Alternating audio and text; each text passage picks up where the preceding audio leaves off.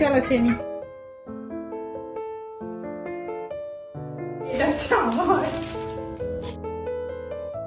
শুভ সকাল বন্ধুরা, তোমরা সবাই কেমন আছো? আশা করছি সবাই ভালো আছো। আমি আবার একটি নতুন ভিডিও নিয়ে তোমাদের সামনে চলে এসেছি। আশা করি তোমাদের ভিডিওটি ভালো লাগবে। তো সকালবেলা রোজ দিনই ব্রেকফাস্ট থাকে, কি করব ভেবেই যাই। কালকে হাজব্যান্ড বলছে পাউরুটি নিয়ে চলে এসছে, তো আমি বললাম যে পাউরুটি দিয়ে স্যান্ডউইচ বানাবো। তো আগে একদিন আমার হাজব্যান্ড আমাকে শিখিয়ে দিয়েছিল, তো সেইটা দেখে নিয়েছিলাম, আজকে আমি নিজেই বানিয়েছি। স্যান্ডউইচ দেখে আমার মেয়ে বলছে বাহ কি সুন্দর খাবার করেছে, আমি খাবো। আর ও কিছু কিছু কার্টুন দেখে, সেখানে ছোট ছোট বেবিগুলো এইসব বানায়, আর সেই দেখে ওর মানে এগুলো সব চেনা জানা হয়ে গেছে। তো খায় তো না, আমার হাজব্যান্ড বলছে আয় আমি খাইয়ে দিচ্ছি। তো ওর পাপার পাশে বসে একটু খাচ্ছিল। খাবার খেতে খেতে একটা দিদিভাই এসে বলছে যে নিচে গাছালা এসছে নেবে, তো আবার নিচে গেলাম, গিয়ে দুটো গাছ নিয়ে এসেছি, গোলাপ আর এই গাছটার নাম জানি না। অনেকদিন পর আজকে একটু ঠান্ডা ঠান্ডা পড়ছে, তো সকাল থেকে ভাবছি কি রান্না করবো বুঝতেই পারছি না। ঘরে গোবিন্দভোগ চাল ছিল না, দুদিন খিচুড়ি করতে গিয়ে খিচুড়ি করতে পারিনি, একদিন বাসমতি চাল দিয়ে করেছি। তো আমার হাজবেন্ড বলছে দাঁড়াও আমি চাল নিয়ে আসি। তো চাল নিয়ে এসছে, সমস্ত সবজি টবজি দিয়ে আজকে খিচুড়ি হচ্ছে। ঠান্ডা ঠান্ডায় খিচুড়ি বেশ জমে, দেখো খিচুড়িটা। আমি আবার প্রেসার কুকারে খিচুড়ি করছি, আমার সবকিছুই প্রেসার কুকারে। বিরিয়ানি বলো, ফ্রাইড রাইস বলো, খিচুড়ি, তারপরে হচ্ছে পোলাও, সব আমি প্রেসার কুকারে করি। প্রেসার কুকারে করলে খেতেও যেমন স্বাদ হয়, তেমনি খুব সময়ও আছে। তো সময় যদি বাঁচাতে চাও তোমরাও প্রেসার কুকারে খিচুড়ি করতে পারো। আর করার পরে তোমাদের দেখাচ্ছি, খিচুড়িটা এত সুন্দর হয় দেখতে, খেতে এর স্বাদ পুরো ওই মানে হাঁড়িতে করার স্বাদের থেকে আলাদা হয়। তোমরাও এইভাবে ট্রাই করে দেখতে পারো, খুব কম সময়ে খিচুড়ি হয়ে যায়। আর এগুলো শেখা হচ্ছে সব আমার হাজবেন্ডের কাছ থেকে। আমি আগে পারতাম না, খিচুড়ি করতে পারতাম না। খিচুড়ি বানিয়ে আমি চলে গেলাম মেয়েকে স্নান করাতে, নিজে স্নান করতে। সেই সুযোগে আমার হাজব্যান্ড ভেজে নিয়েছে পাঁপড়। খিচুড়ির সঙ্গে পাঁপড় ভাজা, বেগুন ভাজা, ইলিশ মাছ হলে বেশ জমে। তো আমাদের খিচুড়ির সঙ্গে হয়েছে পাঁপড় ভাজা আর কলই মাছ ভাজা।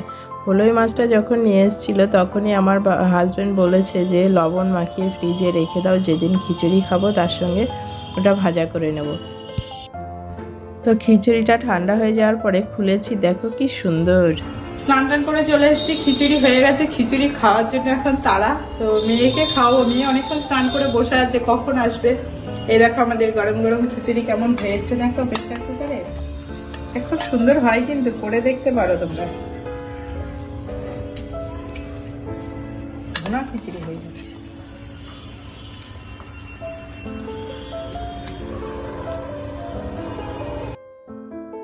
মামাম চলো খিচুড়ি খেয়ে নাও।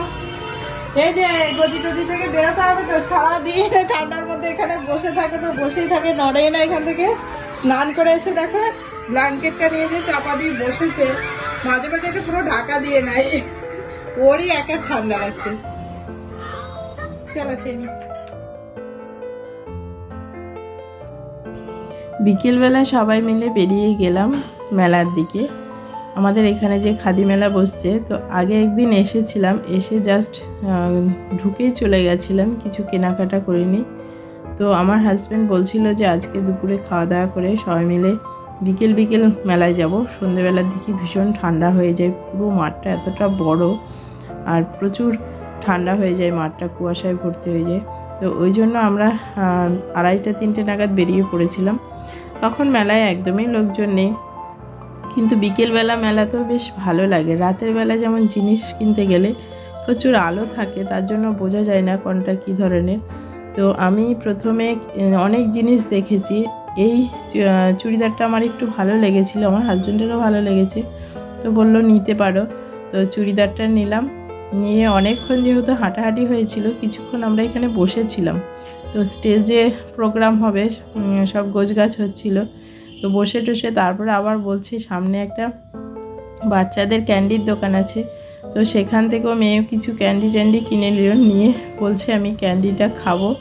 তো ওকে ক্যান্ডিটা খুলে দিতে যাচ্ছি, কিছুতেই খোলা যাচ্ছে না। এগুলো এখন নতুন ধরনের ক্যান্ডি বেরিয়েছে।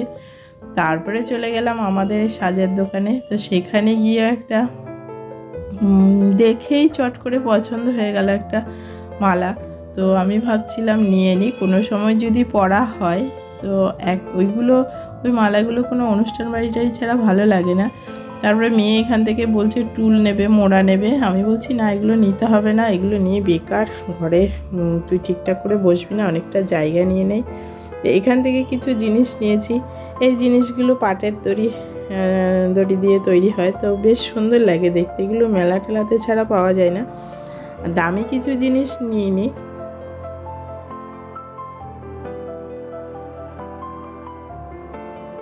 এই মেলার থেকে ফিরে এলাম, ফিরে এসে ভাবছি যে তোমাদের সঙ্গে কি কি জিনিস কিনেছি একটু শেয়ার করি। তো দেখো, মেলায় গেলে ভাবি কিছু কিনবো না, জাস্ট ঘুরতে যাবো, কিন্তু ঘোরা তো হয়, ঘোরাও হয় প্লাস জিনিসও কেনা হয়ে যায়। তো কিনেছি, প্রথমে দেখো কি কিনেছি। আমার জন্য একটা চুড়িদার কিনেছি, পছন্দ কিছু নেবো না করে এই দেখো এইটা নিয়েছি। এই পিসগুলো মানে খুঁজে পাচ্ছিলাম না, তো চুড়িদারই পেয়ে গেলাম। ডিজাইনটা কেমন হয়েছে একটু কমেন্ট করে জানিও, আমার খুব পছন্দ হয়েছে জামাটা। আর এই যে সফট বলটা, এটা নিয়ে কত হাসি, একবার বলছে এটা নেবে, একবার বলছে ক্রিসমাসের সানটাকে নেবে। তো এই করতে করতে শেষে বলটাই নেওয়া হলো।